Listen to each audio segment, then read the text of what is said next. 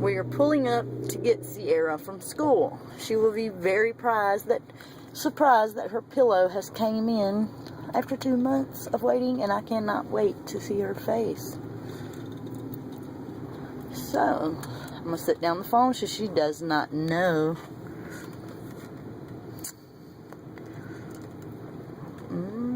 There is my trunk.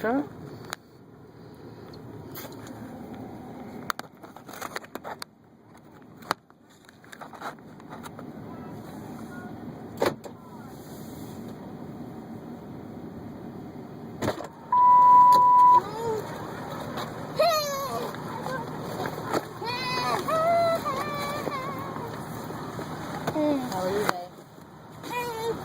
Good.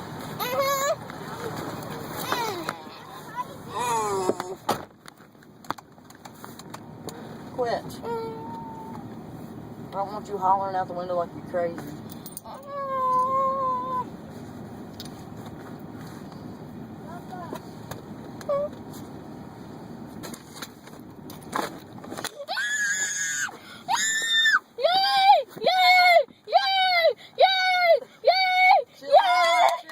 Chill out.